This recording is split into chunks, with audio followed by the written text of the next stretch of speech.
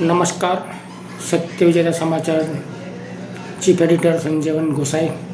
આજે આપણે વાત કરીશું કોન્ટ્રાક્ટ કર્મચારીઓ તથા અંશકાલીન કર્મચારીઓ અને જેટલા પણ સંગઠિત વગરના જે કર્મચારી જે ફિક્સ પગારદારો જે છે એમના વિશે વાત કરીશું. બહુ સારા સમાચાર છે ઉત્તરાખંડની સરકાર તરફથી.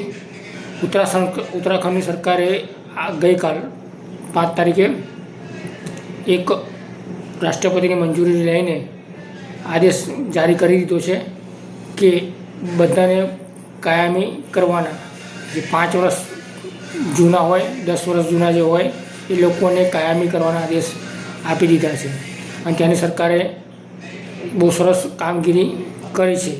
જે ધામી સરકાર છે તે હિન્દુના કટ્ટર હિન્દુના નેતા ગણવામાં આવે છે અને એમણે બહુ સરસ કામગીરી કરી છે અને બધાને કાયમી ધોરણે બધાને કાયમી કરવા માટેના આદેશ આપી દીધા છે.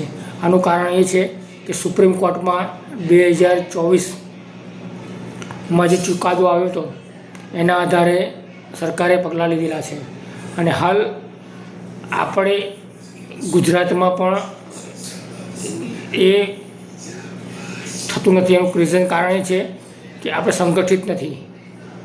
કોન્ટ્રાક્ટ કર્મચારીઓ, આઉટસોર્સ કર્મચારીઓ ફિક્સ પગારદાર સંગઠન નથી અને સંગઠન કરવું નથી અને બીતા હોય છે. એના માટે જો હરિયાણા સરકાર કરી શકતી હોય, ઉત્તરાખંડ સરકાર કરી શકતી હોય તો ગુજરાત કેમ ના કરી શકે? કાયદો તો બધી સરખો લાગુ પડે. સુપ્રીમ કોર્ટનું કહેવું છે કે બધા કર્મચારીઓને તમે કાયમી કરી દો. જે ફિક્સ જે કાયમી જગ્યા છે એને તમે ક્યાં સુધી કોન્ટ્રાક્ટમાં ચલાવશો. તો આ એક સરકારનો ઉત્તરાખંડ સરકારનો એક બહુ સરસ ચુકાદો છે અને જે સરસ કામગીરી છે એમની કે દરેક કર્મચારીઓને કાયમી કરવા માટેનું પરિપત્ર અને મંજૂરી લઈને ચાલુ કાર્યવાહી કરી દીધેલી છે. તો આપણે ગુજરાત સરકાર કેમ ના કરી શકે? કેમ ગુજરાત સરકારને કોન્ટ્રાક્ટ કર્મચારીઓ વાલા નથી? એમના વોટની જરૂર નથી. ઇલેક્શનમાં વોટની જરૂર નથી એમને કોન્ટ્રાક્ટ કર્મચારીઓને ફિક્સ પગારદારોને. તો જો બીજી સરકાર સરકાર એક ભાજપ જ છે ત્યાં પણ જો સરકાર કરી શકતી હોય ત્યાંની તો ગુજરાત સરકાર કેમ ના કરી શકે? મારું કહેવું એમ છે. તો આના અનુસંધાને બધા આ જે જજમેન્ટ જે પરિપત્ર જારી કર્યો છે ઉત્તરાખંડ સરકારે અને જે સુપ્રીમ કોર્ટનું જજમેન્ટ છે એ લઈ અને બધા એક ભેગા થઈને એક પીએલ કરો હાઈકોર્ટમાં. અને તમે હાઈકોર્ટમાં જીતી ગયેલા છે તે છતાં સુપ્રીમ કોર્ટમાં ચેલેન્જ કરો છો ગુજરાત સરકાર.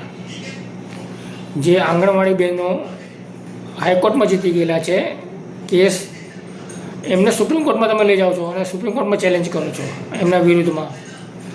તો તમે આંગણવાડી બહેનોના વોટની જરૂર નથી, એમના પરિવારોની વોટની જરૂર નથી તમારે. એ તમારે પછી મલાઈ ખાવી છે, એમાંથી એજન્સીઓને કોન્ટ્રાક્ટ આપીને મલાઈ ખાવી છે. તો આ ચુકાદાને ખરેખર સુપ્રીમ કોર્ટે આપેલો છે તો એને ન્યાય બધાને આપવો પડશે, તમારે એને આપવો જ પડશે. અને બધા સંગઠન જે છે ગુજરાતના બધા મજદૂર સંગઠનો ક્યાં ગયા?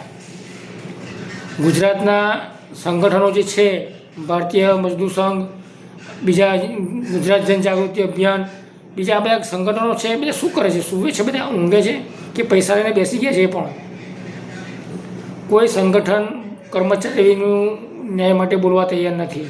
હું તમને વિડીયો બતાવું છું ત્યાં ઉત્તરાખંડની સરકારનો. તમે જુઓ ત્યાં અમલવારી કેવી કરવામાં આવે છે અને ત્યાં આદેશ જારી કરવામાં આવ્યા છે. હું તમને સંભળાવું છું.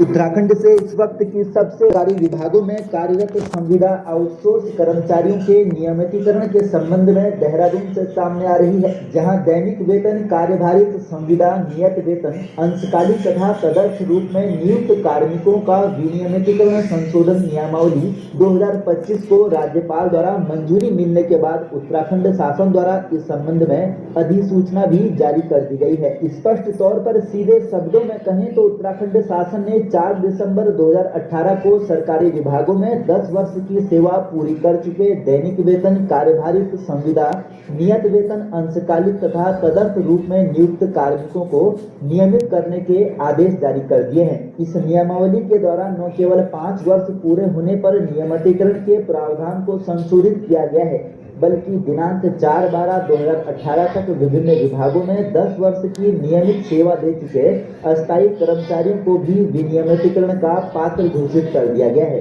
शासन की इस अधिसूचना के लागू होने से विभिन्न विभागों में हजारों कर्मचारियों के रेगुलर होने की उम्मीद बढ़ गई है। ऐसे में जल्द उन्हें न केवल नियमित कर्मचारी के रूप में वेतन मिलेगा, बल्कि दिसंबर 2018 के उपरांत बढ़े हुए वेतन का भुगतान एरियर के माध्यम से किया जा सकता है। विदित हो कि विभिन्न विभागों में संविदा पर कार्यरत कर्मचारी लंबे समय से नियमितीकरण की मांग कर रहे थे। आपको बता दें कि हाल ही में कैबिनेट ने संविदा कर्मचारियों के नियमितीकरण की कट ऑफ 2018 तय करने संबंधित प्रस्ताव को मंजूरी दी थी। बने रहिए। અને હાલમાં સુપ્રીમ કોર્ટનો ચુકાદો આવેલો છે, એની પણ એક તમને ઝલક બતાવું છું। સુપ્રીમ કોર્ટ 2024 INS નંબર છે, તમે નેટ ઉપર જઈને શોધી શકો છો જજમેન્ટ। અને જેને જજમેન્ટની જરૂર હોય એ પણ મને કોલ કરો, હું એમને વોટ્સઅપ કરી આપીશ। કોમેન્ટમાં લખશો એને હું જજમેન્ટ મોકલી આપીશ। સુપ્રીમ કોર્ટનું જે આ છે જજમેન્ટ 2024નો ચુકાદો છે, જે કાયમી કરવા માટે જે માઇલ્સની અંદર કામ કરતા વર્કરોને આ ચુકાદો આપેલો છે માન્ય સુપ્રીમ કોર્ટે। બરાબર છે કે તમે એમને કાયમી કરો, બરાબર છે। તમે જોઈ શકો છો આ જજમેન્ટ સુપ્રીમ કોર્ટનો। તો મારું કહેવું છે ગુજરાતના માનનીય ભૂપેન્દ્રભાઈ મુખ્યમંત્રીને કે આ ક્યારે આ અમલમાં લાવશે, કે પછી કર્મચારી વિરુદ્ધ જ કામ કરશે। કેમ કે કર્મચારીના તો વોટ હોતા નથી, એમના પરિવારના વોટ હોતા નથી, એટલા માટે કદાચ નહીં કરતા હોય કામ। આવનારી ઇલેક્શન, આવનારા સમયમાં એનું રિઝલ્ટ તમને જોવા મળશે। ભારત માતા કી જય।